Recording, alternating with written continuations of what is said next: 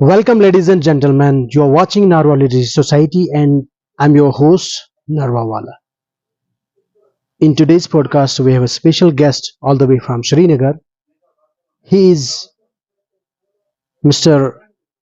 Tanveer Ahmed. He has summited some 200 alpine lakes throughout his life. Let's know what are his experience about his passion. Sir, I welcome you in this podcast. Thank you very much. Sir, will you please share about your memories about the first trekking expedition? Uh, I started trekking in year 2014. It was with the Jammu Kashmir Mountaineering and Hiking Club. That's one of the oldest adventure club in Srinagar. So I started my first trek in 2014 with them. Mhm. So I still remember that prior to joining that club, I was always curious what's behind the mountains, not what's on top of it. Mhm. So it was always in my mind that I want to see what's behind those mountains. So whenever you used to walk through Boulevard or through Kashmir universities, so I used to think, what's behind the mountains. So this curiosity led me to find a group known as Jammu Kashmir Mountaineering and Hiking Club. One of my friends those days told me about this club. He told me that this is a group which takes people into the wilderness. So he suggested me this group. So in 2014, I joined this group, and in 2014, my first trek was with them. We went to Brain Top um, in Zabarun Mountains. So that was my first officially first trek with Jammu Kashmir Mountain and Hiking Club. You're the founder of Pathfinders trekking club. When it happened? See, after joining club in 2014, I started going on tracks with them. But my hunger to do more, kept me on my toes because those days trekking was not much famous in Kashmir. Only Which a, year? in 2014 and 2015, only a handful people were known about trekking. So I was always there was something in my mind and heart that I want to see more and more. One of my friend, Mr. Adil Shah, may Allah bless his soul. He's not among us right now. So he was one of the pioneers in the trekking in those years. So I met him. So I discussed a lot of things regarding mountains, alpine lakes, and meadows. So he used to go to the trekking in high altitudes. He used to explore alpine lakes and peaks. So I used to discuss things with him. So it all started with that. So I too want to do more, and I too want to see every bit of Kashmir. Mhm. So it was not possible because this club, it was restricted to a certain level because it was for the beginners. So after spending 2 or 3 years with them, my thirst was there that I want to see more. I want to go beyond my limits. So in 2017, I met like-minded people in that club. So I told them that why don't we do one thing? Why don't we start doing tracks on our own? Because we have to wait for them when they will post for next track. So and their tracks are limited at to certain level for the beginners. So I want to go beyond that. So I met few people out there: Dr. Sharik Masoodi, Nasir Hussain, Tawheed, Ahmed Dodu, and Sohail Nazir, Taqweem, and Adil. These were the few names which I met in that club. So I told them, let's do tracking on our own. They said, it's a good idea. So please go ahead. But uh, who will take the initiative that, where should we go, how to manage the tracks? So after spending 2, 3 years with the club, so I told them, okay, let me do this part. In that year, saw a Hollywood movie known as Pathfinder. It's actually the name of a movie, Pathfinder. That was inspired you. Yeah, Then your that club. the actual character in that movie inspired me. The name of the movie was Pathfinder. So it was not in my mind that I will create a club or something like that. So, but I was always, on my toes that I want to document everything visually, not only taking photographs. So nobody was doing that previously in that club. Nobody was taking visual videos. So I thought that let me take videos, whatever track I will do. So I start, taking videos with my handset. Then I thought that I should post it on social media. Then I put it a name that Pathfinder. So in that year, majority of my passwords were with the name Pathfinders. So that Pathfinder word came from that Hollywood movie Pathfinder. So we used to go on the tracks. I used to decide the trail. I used to work on where should we go, how much time it will take, where should we get a guide. So I used to do all the homework for them, and on every weekend, on Saturday or Friday, I used to text them or call them that let's do one thing on this Sunday, particular Sunday. So we will go there, and these are the details of track. This is the guide number. So I used to do all the groundwork. So what they had to do is they used to come with us. So then it all started from I believe it was end of 2017 when we actually start doing individual tracks. So I put it a name Dear Pathfinders. Then I start posting videos on that. Is there any difference in professional and unprofessional tracking? See, my point of view might be different. Professional tracking is something different. First, that you should know that we are even going first. You should have a complete homework done that if you are going on a certain trail, you should first read the map. Although you are carrying a guide with you, so you should know the terrain. So what terrain you are going in, because it's wilderness. At the end of the day, it's Mother Nature. So you are always in the hand of the Mother Nature. So there is a proverb: "Don't be Gama in the land of Lama." That you don't need to show that you are stronger than Mother Nature.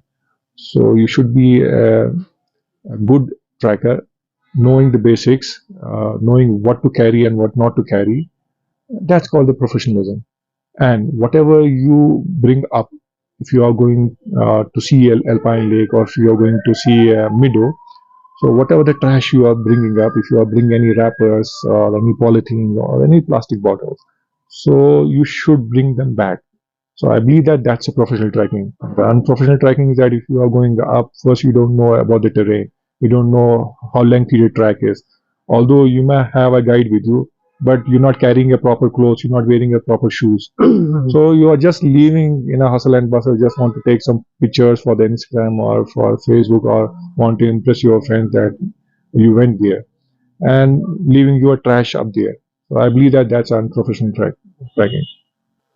So will you please share your good and bad experiences of the trekking routes? There are no bad experiences. It's been almost a decade now in mountains with my friends. There are no bad memories, although yes, there are time when it was very challenging for us. Um, I can recall one incident which happened with me and my team long time back. We went for a track in winters. The name of the track was Malish Top. It's name of the top meadow located in Naranath, Kangan district. So we traversed a patch that was completely packed with the fresh snow. Uh, Before me, it was guide walking, and after guide, I believe one of my friend was following him, and I was a third person, and rest were um, after me. So we were cutting that snow actually. So suddenly we heard a big sound, like a mine blast. And a big avalanche came down. Snow avalanche. Yeah, snow avalanche came down. So thanks to Almighty, we were all safe. We were able to run from that spot. That was very challenging for us. We learned a lot of lessons from that. But till date, Alhamdulillah, there are no bad memories in mountains because whenever you are in a mountain, there is always good memories, and you are always there to learn something new. So that incident, from that incident, we learned a lot of things regarding snow, where to traverse, when not to traverse, when to track in snow, and when not to track in snow. So there is always a learning lessons, for us whenever we go into mountain. It's not like that I have spent 10 years so I became a master in trekking now. So there is always something new to learn in mountains. Suggest few guidelines for the trekkers if a person encounters any wild animal in the woods. See, we have encountered black bear many times, but most of the time they ran away because we're always in groups. So my first suggestion to all the adventure lovers who want to go into the wilderness is that always be in groups, minimum three people, and walk together. And when you are walking through forest zone, so keep talking.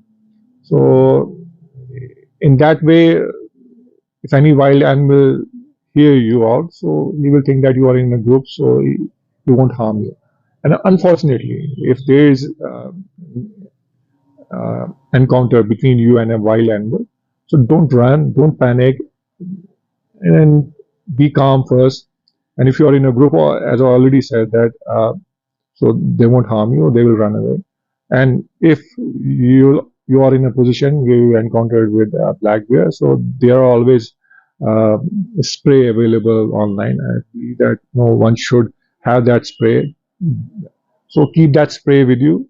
So rest is, so don't panic. Try to show him that you are bigger than him. So try to stand tall and raise your arms. This is what I have seen, in videos, but we never encountered such incident.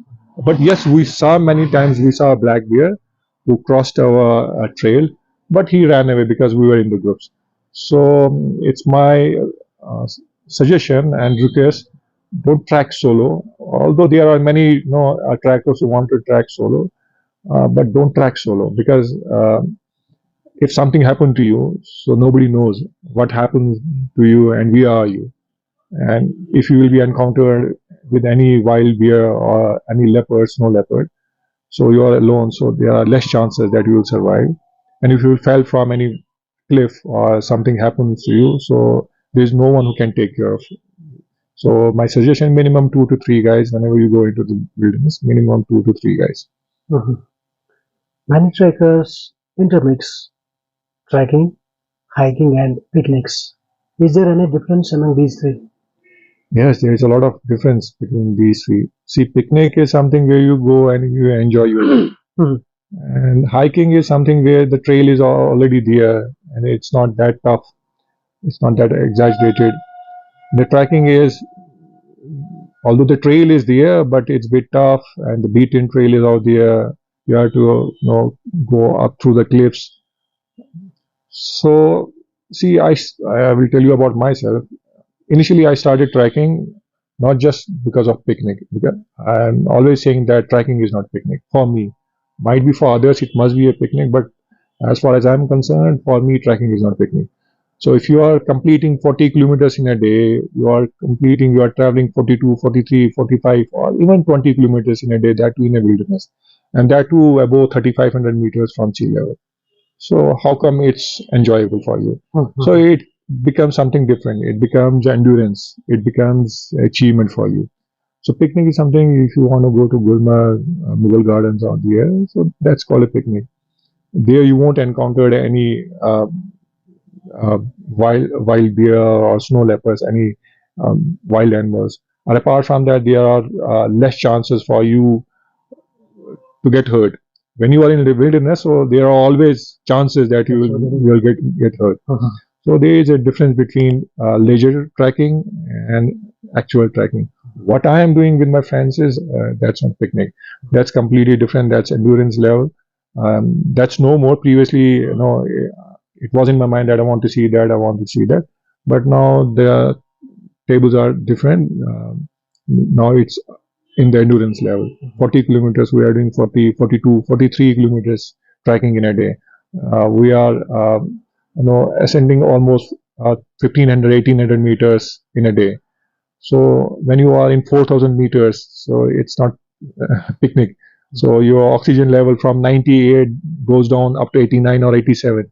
So you are tired, you are completely in the hands of nature.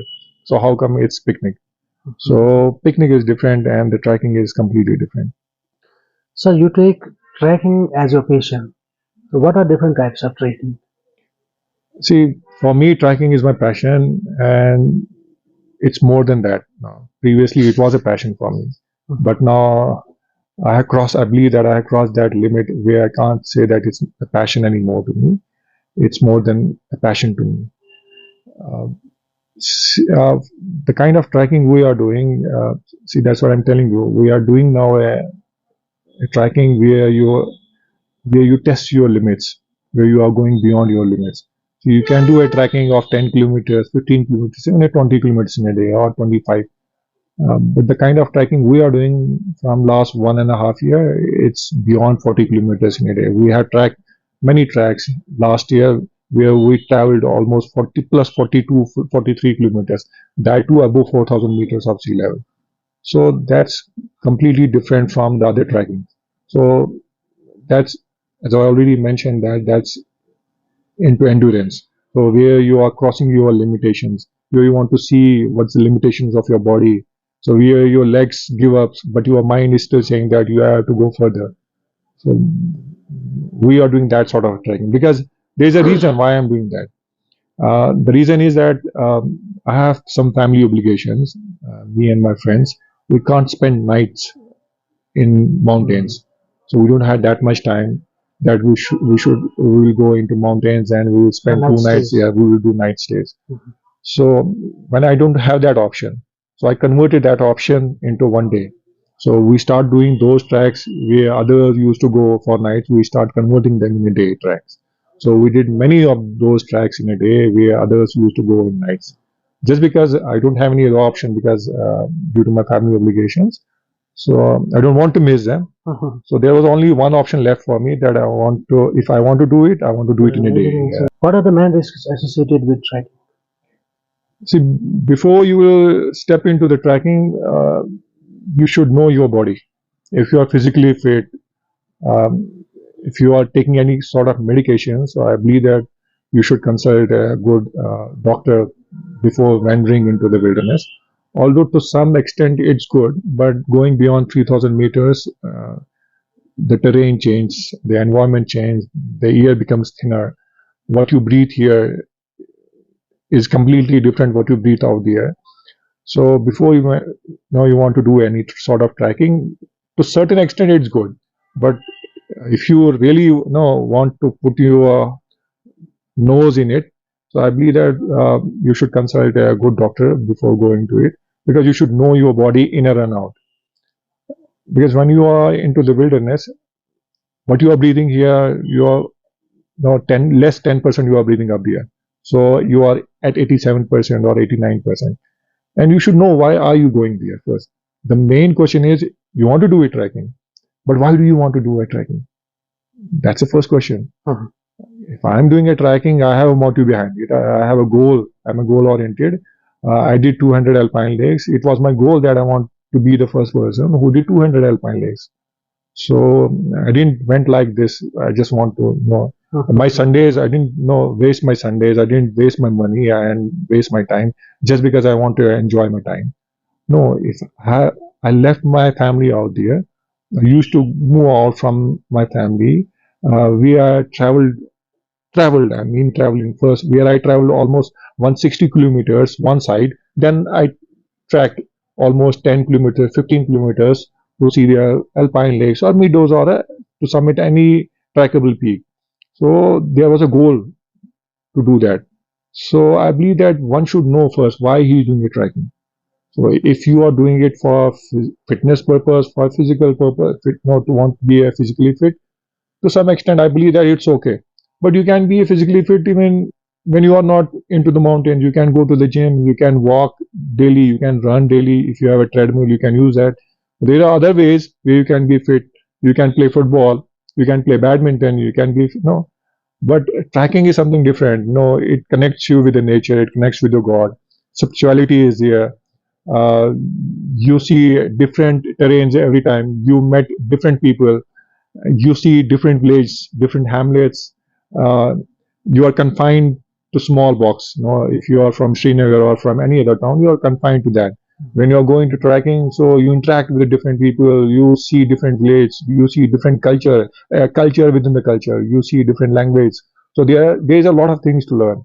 So first you should know why you want to do trekking. Lot of things to experience out of the box. Yes. Okay, before conducting this interview, you were talking about the trekking trails from North Kashmir. Mm. North Kashmir is very beautiful, as per your perception. Yes. Will you please share your experiences? Since I started tracking, actually, down the line 2 years back, nobody was doing tracking in North Kashmir due to security reasons. Thanks to Irfan sir, the CFA, and thanks to the Forest Department, they initiated this project, and luckily we were the first one who got this call, and we were the first one who answered this call that okay, we will start exploring North Kashmir.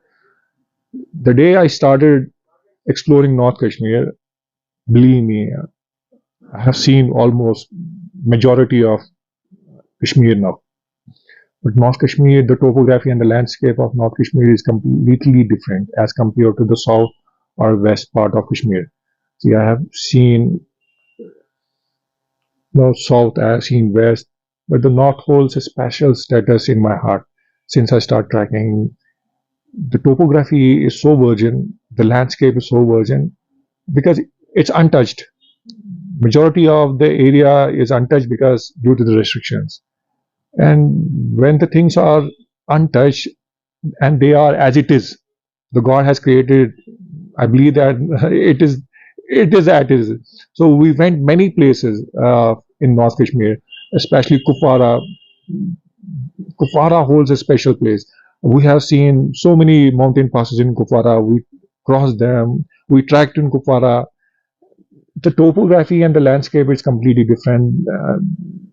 I believe that there should be a day that when I will go to my neighboring part of country and I will start exploring that part because the North Kashmir, it's Falls on the border. yeah, it falls on the border, Yeah. and luckily our group was able to track almost at the LOC.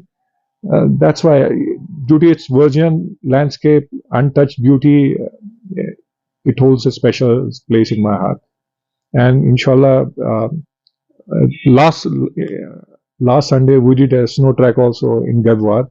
It was from last 3 years. I was telling my friends that let's do a snow track in Gadwar. Although we went there long time back in summer, but nobody has been there in winters. So last Sunday we decided that we should do a winter I track. think your Pathfinders club was the first group on the trekking trail from Namlan to Budapatri. Yes, that's why I'm saying that we were the first one. Actually, luckily, we were the first one who answered this call that we will explore North Kashmir. Since then, a lot of trekking clubs, local trekking clubs, and other trackers from other part of uh, Srinagar, they are coming to explore North Kashmir. But no, at the end, no. If you are really passionate to explore something new, you have to travel a lot because if you are coming from Srinagar to Baramulla, North first end. yeah, north end, so you have to travel first 50 kilometers one side, and then last Sunday we tracked from Garhwal. From Baramulla to the Garhwal is again 18 kilometers. So that's a challenge, but we are okay with it because we went trekking to Kufara, we went trekking to Cairn, we did a trekking in Cairn also. We did a trekking in Tangdar also. So thirst should be there, determination should be there.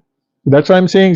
So why are you doing trekking? There should be an answer for this. If you are doing a trekking, why are you doing it?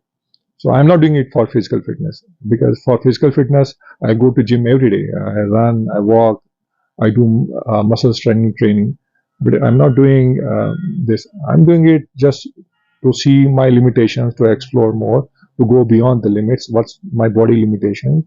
So that's why I'm doing trekking. I'm a goal oriented. I want to be the first person in Kashmir uh, who sets his foot almost at every corners in Kashmir. Inshallah, with the help of Almighty, I want to do that. Since you have summited some around 200 alpine lakes in the valley, how was your experience? See, that's what I'm. The experience. It's always good to be in a mother nature. See, nowadays, that's what I'm saying. It all depends upon the passion.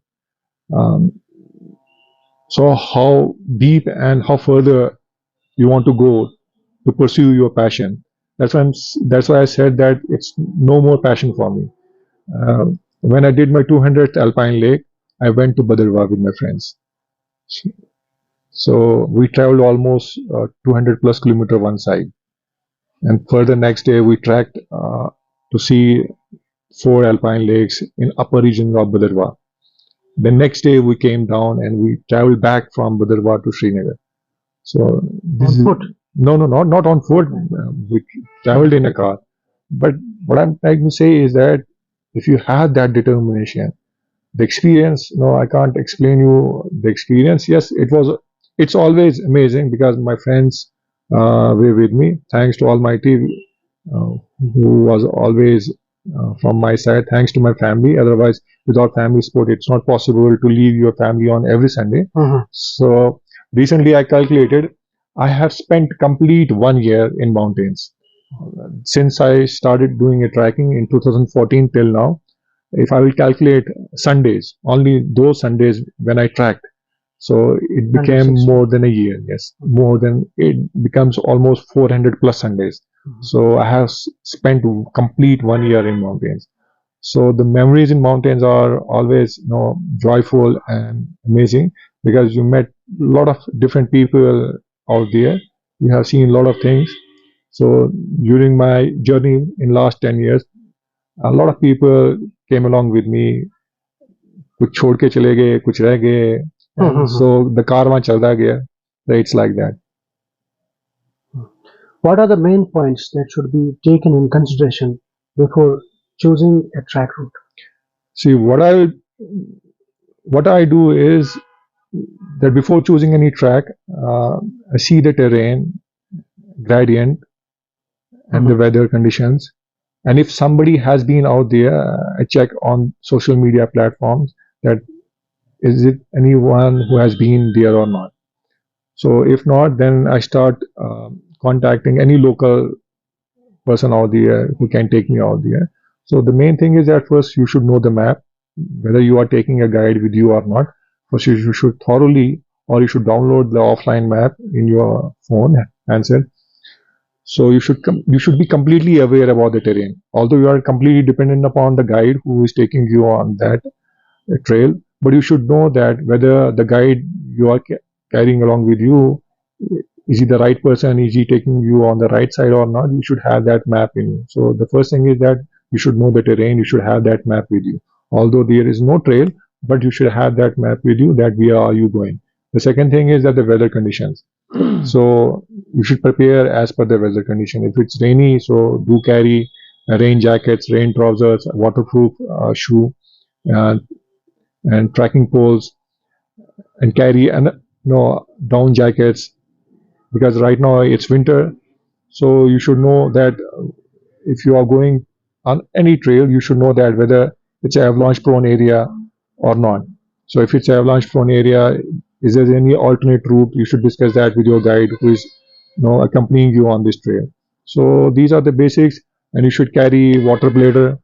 We should carry a good clothing, breathable clothing.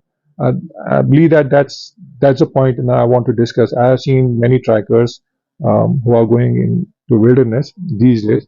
They are wearing heavy jackets, and those heavy jackets are not breathable. So, what does that breathable part do when you are tracking, when you are walking? So the moisture gets stuck in, so that slows down you. So if you are going into the wilderness, even in summers or winter, you should always wear a breathable clothes. Although they are a bit expensive, but there is a good brand, Decathlon, Quechua, that's a basic brand. So one can purchase jackets or any other clothes which are breathable. Uh, these days, because it's winter, it's cold out there, we use thermals. But in thermals, there is also a category. Use only those thermals during trekking which are breathable. Otherwise, you will have a itchy legs. So there are a lot of points. So the clothing matters a lot. It depends upon uh, the terrain. If the track is small, it's okay for you to wear the heavy jackets or trousers. But if the track is lengthy, so you should wear a breathable clothes, and that helps you a lot. So, what is your advice to the people, especially the trackers who carry out the fire camps inside the woods without extinguishing that fire, and to the people who scatter the polythenes and other items which are non-biodegradable? See, that's what I'm telling you. The professional tracker, any professional tracker, whenever he goes into mountains, into wilderness, he leaves no trash out there. So he bring down all the trash. So the first thing is that don't use polythene. Now you don't have any alternative for that. Now if you are using that, so please bring down that. Because if you are leaving that trash up there comes down through the streams, and the same streams, through which we drink water, and we pollute that stream, and that stream goes down through the village nearby, and that village is completely dependent on that stream. So if we pollute that, so it means that we are polluting their water resources. So my advice is that whatever you bring up, bring it down. And second, any fire camp out there, because we also did camping many times. If you are doing any fire camps, so you should extinguish it properly before leaving back to your home. Yes, otherwise it causes destruction. Yeah, the whole forest. Summarize your lifetime tracks in 3 words. Pathfinder. Well, no, there is a reason you didn't ask that question. Uh, why Pathfinder? Although the name You of can the you can add. yeah, why Pathfinder? Yes, sure. There is a reason behind it. Why Pathfinder? The reason is that my motto, see, it's my perspective, was that I always want to do tracks which are less explored or which have been never explored by anyone or very less explored. The Pathfinder name sit in. Pathfinders, the one who finds his own path. So we did many tracks which nobody did. We scaled many trackable peaks which no one has done it yet. So that comes the Pathfinder. I always try to do a track which is less explored or nobody has been out there, so that it can be a good trail for future generation trackers. See, I have done 200 alpine lakes. I tracked to 200 alpine lakes. Nowadays, if you have a time and a money, you can easily do 100 lakes in a month or 2 months. Within your 2 months of time in summers, if you have a money and time, you can do it in another 50 if you want to do 150 more. But for 150, you have to strive it hard to do another 50. But rest heading towards the 200. I did 200, so now all the trails are with me. All the trails are mapped, so it's easy for the next generation tracker or for any other tracker who want to do 200. I have the track maps with me. I have the track logs with me, so it became easy for them to do tracking on those trails. So the Pathfinder is the one who finds his own path. So we did a lot of tracks which nobody did before us. So now the trails are with us. Now the map is with us. So anyone who wants to do those tracks, so the road map is already there. So my motto is that for the future generations, the map should be available. The track log should be available for them. If anyone wants to do any of the tracks which we did, so I have the track logs with me. They can reach to me. They can ask me about the terrain and the distance and the track logs. They are available with me. I have almost 300 plus track logs with me since I started doing the tracking. Although that time it was not possible to track all these tracks because the gadgets were not available at that time, and the internet facility was not also available at that time. It was 2G service, and internet was very expensive. Nowadays, it's easier for anyone who want to do a trekking. It's easier because the road is set, the map is there. Mhm. All he has to do is just step out from his home. So you talked about your 200 alpine leagues that you summited. Is there any person who encouraged you for your endeavors? Yes, without the support of my family, it was not possible. Thanks to my wife and my mother, my sister, my brother-in-law, because leaving every Sunday your family behind, it's not everyone's cup of tea. You may do a track once in a month or twice in a month, but we've been doing on every Sunday, despite of winter, summer, autumn. So thanks to my family, thanks to Almighty first, thanks to my family, and thanks to those friends who tracked along with me in last 1 decade. So although everyone was doing tracking You for talked themselves, about recently some organization has encouraged you. You yes, have added in this. yes, it's a bit secret. So I just want to put You it should out. It's a bit disclose. secret. So Yeah. I will post it. Inshallah, might be tomorrow or the day after tomorrow. Mhm. My work and my exploration, my passion has been recognized. Um, so I want to put it a bit curtain on here. Mhm. So inshallah, I will be posting it after 2 or 3 days. Thanks to Almighty and thanks to my friends, those who tracked with me. They are also very near to complete their 200 alpine lakes. Thanks to them, because if they were not with me, it was not possible for me to achieve this milestone. Because solo, it's impossible to complete 200 alpine lakes. Although everyone was for himself, but still, without their support, it was not possible. And thanks to Almighty, and special thanks to Mr. Mahmood Shah. Um, he always, inspires me. He always supported me whenever I need him. He was always there. He's my mentor. I, so whenever there was a difficulty in any track, so I call him up. I discuss things with him. So he's there to help me out.